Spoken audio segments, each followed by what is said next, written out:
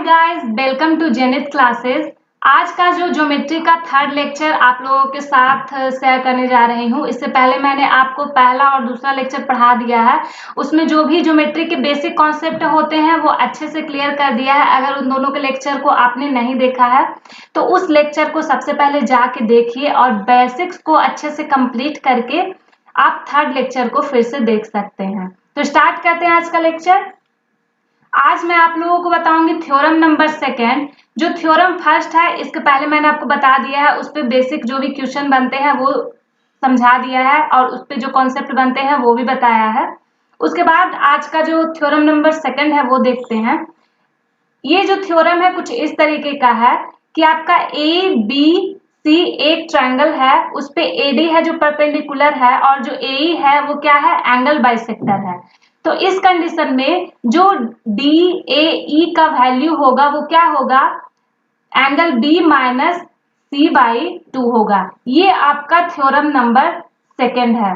ठीक है, इस बात को आप अच्छे से समझ लिए हो और ये कॉन्सेप्ट आपका बहुत इंपॉर्टेंट है। इस पे जो भी प्री और मेंस में क्वेश्चन आते हैं वो भी मैं आपको अभी करवाती हूँ। अब इसे सॉल्व करते हैं कि किस तरीके से आपका ये वाला पोर्शन निकल के आता है।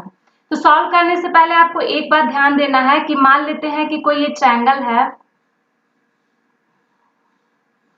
ठीक है, ए बी सी एक ट्रायंगल है और एडी है वो क्या है, परपेंडिकुलर है। ठीक है, तो इस कंडीशन में परपेंडिकुलर उस एंगल के ज्यादा नजदीक होगी जो एंगल आपका बड़ा होगा। तो यहाँ पे क्या है, एंगल बी बड़ा है तो जो परपेंडिकुलर है वो बी के नजदीक है। तो यहाँ पर से आप इस छोटा सा जो ये कॉन्सेप्ट है इसे आप अच्छे से माइंड में क्लियर कर लीजिए। ठीक है, वही चीज यहाँ पे भी है। तो देखते हैं कि कैसे इसे सॉल्व करना है। मानते हैं कि एडी यहाँ पे क्या है, आपका एक क्या है, यहाँ पे परपेंडिकुलर है किस पे, बीसी, और ये एई है जो क्या है, एंगल बाइसेक्टर है, एंगल बाइसेक्टर है। तो हम देखते हैं ट्रायंगल ए बी और डी को। उससे पहले आपको एक बात पता होना चाहिए कि अगर मान लो कि कोई ट्रायंगल है, ठीक है, और अगर उस पे कोई एंगल बाइसेक्टर ड्रॉ किया जाता है तो जिस एंगल से एंगल बाइसेक्टर ड्रॉ किया जाता है वहां पर का एंगल सीधे हाफ हाफ डिग्री में डिवाइड हो जाती है। मैंने आपको कल बहुत अच्छे से समझाया हुआ है। ठीक है, वही काम यहाँ पर भी होगा। जो आपका ये पूरा पोर्शन है, जो ये पोर्शन है वो क्या हो जाएगा, a/2 हो जाएगा, और जो ये पोर्शन है वो भी क्या हो जाएगा, a/2 हो जाएगा, क्योंकि ये क्या है, ए आपका एंगल बाइसेक्टर है। इतना आपको क्लियर है। इसके बाद ए बी और डी में देखते हैं। तो ये डी है वो क्या है, ये आपका है परपेंडिकुलर 90 डिग्री, और इसे एंगल बी ले लेते हैं। और जो ये पोर्शन है वो कितना हो जाएगा आपका, 90 माइनस बी हो जाएगा।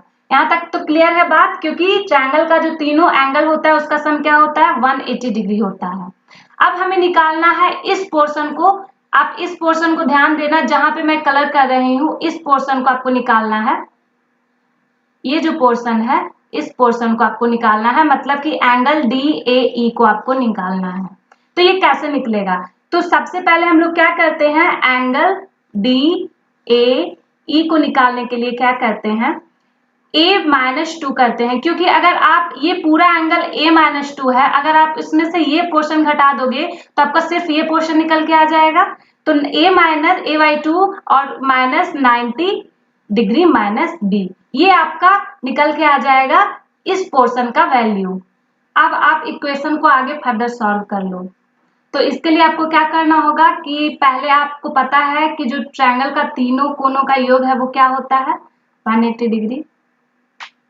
इसे आप 2 से डिवाइड दे दो तो आपको यहाँ पे क्या आ जाएगा, 90 आ जाएगा। अब आपको 90 की जगह पे ये वाला वैल्यू को पुट कर लेना है। तो क्या हो जाएगा, a/2 minus a/2 minus b/2 minus c/2 और प्लस b हो जाएगा। ठीक है, a से कट जाएगा और जो आपका वैल्यू बचेगा कितना हो जाएगा, आपको बच जाएगा b/2 और ये क्या हो जाएगा, माइनस c/2। यहीं पर से आपका निकल के आ जाता है angle b minus angle c/2। जो एंगल DAE का वैल्यू है वो क्या हो जाएगा, angle B minus angle C by 2। यही आपका थ्योरम है, बहुत इजी थ्योरम है, आपको इतना सारा सब कुछ याद रखना नहीं है, सिर्फ और सिर्फ एक बात याद रखना कि कोई ट्रायंगल है, ठीक है, अगर कोई ट्रायंगल है उसमें आप परपेंडिकुलर डालते हो और इस एंगल को एंगल बाइसेक्ट करते हो, तो उस कंडीशन में इस एंगल का वैल्यू क्या हो जाएगा,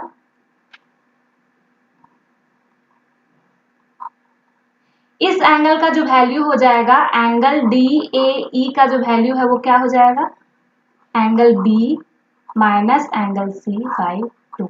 आपको यही याद रखना है। अब इस पे जो बेस्ट क्वेश्चन बनते हैं उसे अब हम लोग देख लेते हैं।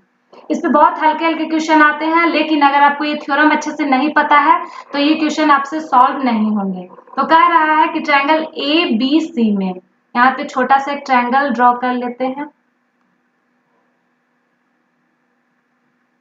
ABC। एंगल जो B है वो कितना डिग्री है, 65 डिग्री है, और जो एंगल C है वो कितना है, 35 डिग्री है, और AD है जो किस पे परपेंडिकुलर है, BC पे क्या है, परपेंडिकुलर है, और BC किस पे मिल रहा है, जो BC है वो AE का क्या है, एंगल बाइसेक्टर है। तो यहाँ पर से पूछ रहा है कि एंगल DAE का वैल्यू क्या है, तो एंगल DAE यानी कि ये वाला पोर्शन पूछ रहा है, इस पोर्शन का डायरेक्ट आप जो थ्योरम मैंने बताया है उससे आप निकाल सकते हैं। इन दोनों को आप सब्ट्रैक्ट करके और बाई 2 कर लीजिए। यहाँ पे ऑप्शन नहीं है, ऑप्शन दे देते हैं, कुछ भी आप 2 3 4 ऑप्शन रख लो, पहले इसे आप सॉल्व कर लो, क्या हो जाएगा यहाँ पे 65 और 35 बाई 2 हो जाएगा, यानी कि इसका क्या हो जाएगा 0 3 और कितना वैल्यू आ जाएगा 15 डिग्री। 15 डिग्री आपका इसका आंसर हो जाएगा। अब जो नेक्स्ट क्वेश्चन है उसे देखते हैं। इसी तरीके से आप सारे क्वेश्चन को सॉल्व कर लेना, जैसे कि बोल रहा है इन एंगल PQR। सबसे पहले एक ट्रायंगल बना लेते हैं,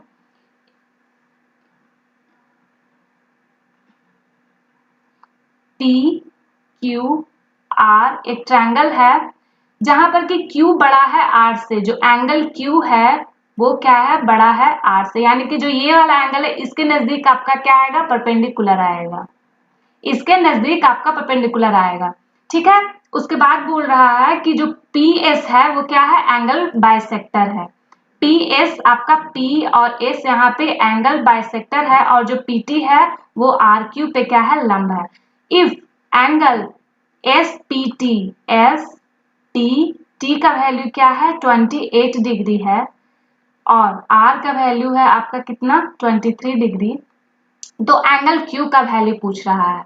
तो मैंने आपको जैसे बताया है, इससे आसान क्वेश्चन शायद आपका नहीं बने, तो इसका जो वैल्यू है वो सीधे से क्या हो जाएगा 79 डिग्री। अब ये आया कैसे, इसे देख लेते हैं। जैसा कि आपको पता है कि इन दोनों को जब आप ऐड करके 2 से डिवाइड करते हो तो उसका वैल्यू ये आता है, तो जब आप सिंपली इसे डबल कर दो तो ये क्या हो जाएगा 56, और 56 को आप ऐड करोगे 23 से तो आपका वैल्यू क्या बनेगा 79। ऑप्शन में आपको कुछ इस तरीके से मेंशन रहेगा 20 डिग्री, या फिर रहेगा 78 डिग्री, 79 डिग्री, और रहेगा आपका 89 डिग्री। इस कंडीशन में आपको सिंपली क्या करना है, इस पे टिक लगा देना है, यही आपका आंसर होगा। नेक्स्ट क्वेश्चन देखते हैं। ये भी क्वेश्चन आपका जो SSC CHSL का एग्जाम हुआ था उसमें पूछा गया है, और ये क्वेश्चन लगभग 3 से 4 बार पूछा गया है, बहुत ही अच्छे कॉन्सेप्ट का क्वेश्चन है। तो देखते हैं कि इसे कैसे बनाना है। बोल रहा है कि A plus B plus C plus D का वैल्यू क्या है जब आप इसे ऐड करते हो। तो क्वेश्चन में इसका वैल्यू दिया हुआ है 70 डिग्री, और ये दिया हुआ है क्या D, और ये A डिग्री, और इसका वैल्यू दिया। तो सबसे पहले यहाँ पे क्या लगेगा कि अगर कोई भी लाइन है उसका जो एंगल है कितना होता है 180 डिग्री। अगर ये A है, ये D है, तो ये वाला पार्ट कितना हो जाएगा। इससे अच्छा इसे ऐसे सॉल्व कर लो कि ट्रायंगल का जो तीनों कोनों का योग होता है वो कितना डिग्री होता है 180 डिग्री।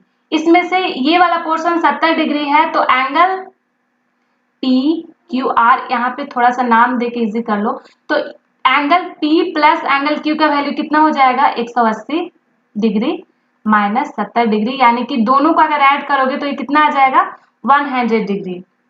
ठीक है, बात क्लियर है।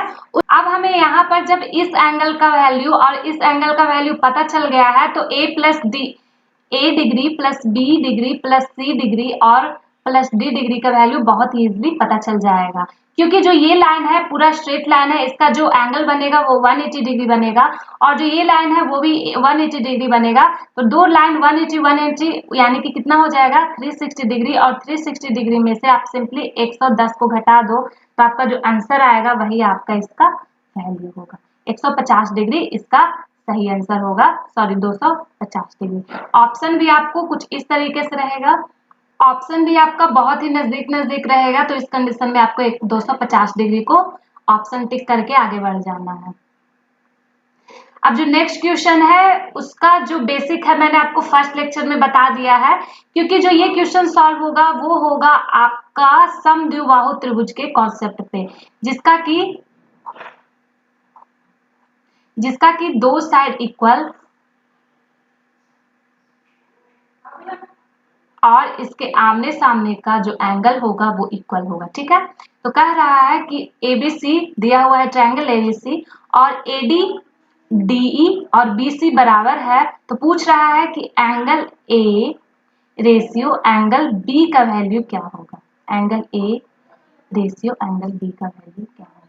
इसे बनाने के लिए आपको सिर्फ एक ही कॉन्सेप्ट पे ध्यान देना है, कहीं से भी आप स्टार्ट कर लो आंसर सेम ही आएगा। तो सबसे पहले मानते हैं कि ये वाला एंगल थीटा है, तो अगर ये वाला पोर्शन इक्वल है इसके, तो आपका ये एंगल अगर थीटा है तो ये एंगल कितना हो जाएगा थीटा डिग्री हो जाएगा।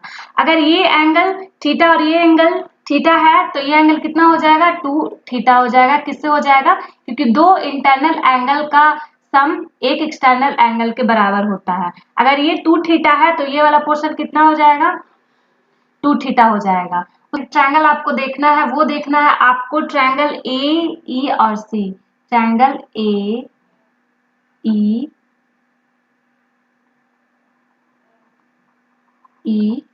और सी, ये वाला ट्रायंगल आपको देखना है। अगर ये एंगल थीटा है और ये एंगल 2 थीटा है तो ये कितना हो जाएगा आपका 3 थीटा हो जाएगा। ठीक है, क्योंकि दो ट्रायंगल के दो इंटरनल एंगल का योग एक्सटर्नल एंगल के इक्वल होता है। ठीक है, अगर ये एंगल 3 थीटा है तो ये कितना हो जाएगा 3 थीटा, क्योंकि ये जो एंगल है ट्रायंगल ECE वो क्या है समद्विबाहु त्रिभुज। ये दोनों लाइन इक्वल है तो इसके जो सामने वाला एंगल है वो भी क्या होंगे आपस में इक्वल होंगे। तो यहाँ पर से सिंपली आप एंगल B एंगल A और एंगल B का वैल्यू निकल जाएगा। तो एंगल A कितना है थीटा और ये कितना हो जाएगा 3 थीटा। यही आपका आंसर है। आंसर में आपको दिया हुआ रहेगा ऑप्शन में 1:3, B दिया हुआ रहेगा 1:2 और C दिया हुआ रहेगा 2:5 और D रहेगा कांट बी डिटरमाइंड। तो आंसर क्या हो जाएगा आपका 1:3। इस तरीके से आप काफी इजीली इस थ्योरम पे जो भी क्वेश्चंस बनते हैं उसे सॉल्व कर लोगे, और इसके आगे जो थ्योरम है वो मैं आपको नेक्स्ट वीडियो में दे दूंगी और इसके जो भी क्वेश्चन आगे बनेंगे मैं आपको बता दूंगी। ये जो थ्योरम है वो बिल्कुल अच्छी तरीके से कंप्लीट हो गया, इससे आगे आपके एग्जाम में कोई भी क्वेश्चन नहीं आने वाला है। तो वीडियो देखने के लिए थैंक यू सो मच, और अगर आप चैनल पे नए हैं तो चैनल को सब्सक्राइब कर लीजिएगा, बेल आइकन को प्रेस कर लीजिएगा, और अगर आपको कोई भी डाउट क्यूरीज है वो आप कमेंट सेक्शन में मेंशन कर लीजिएगा। बाय।